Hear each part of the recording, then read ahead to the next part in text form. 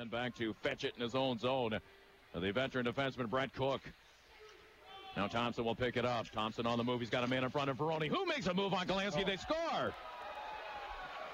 As that is pushed into the net by Varone. He was falling to the ice. Galansky had made the original save.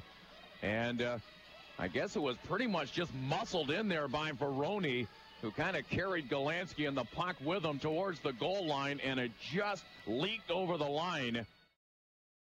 Varone is pretty shifty on the skates. Here comes Sisca. You left it there for Telegin. Telegin looking for Shalla. Shalla all tied up there with Cook. Shalla has it again. In front. Scores! Josh Shalla with an exclamation point on his season best. 47th goal now. All-time record for the Spirit. He had it last night, but why not add another? Josh Shalla eyeing 50 goals. It may not happen, but he's certainly flirting with it. And the Spirit have tied it at 1. Now Sidlowski into the high slot. Oh, good play there by Galansky on a save on Cazzola, as Sidlowski's low shot was kind of influenced in front of the net by the Erie Otter Cazzola. As the Otters working on this power play, and Walsh will play it ahead. Here they come again. Good play by Walsh to trigger this rush by the Spirit. A shot. Scores! What a weak goal, but what a great goal. Vincent Trocheck gets the shot away. Sadikov in despair in the goal mouth area. A short-handed goal for the Saginaw Spirit. Their 20th of the season. Best in the OHL, as a little knuckleball from Trocheck handcuffs Sadikov. And it's 2-1 for the Spirit.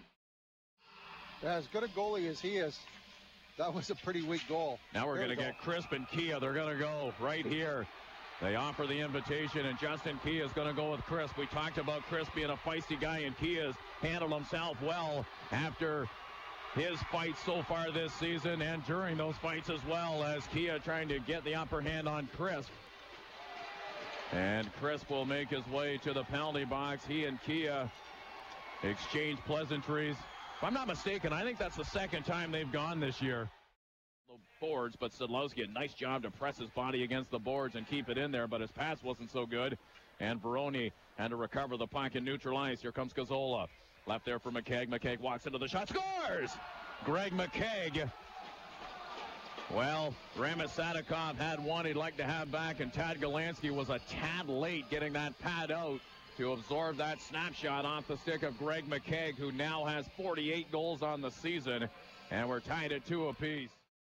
In behind the Saginaw net, Prout has company in the corner. Varone stuffs him into the boards, but Prout with that big body absorbs that and handles things, and plays it ahead now, as it's now onto the stick of Thompson. Thompson looking for a pass. He finds one in front. They score. Varone upstairs on a beautiful pass by Thompson, as it's over the shoulder of Galansky.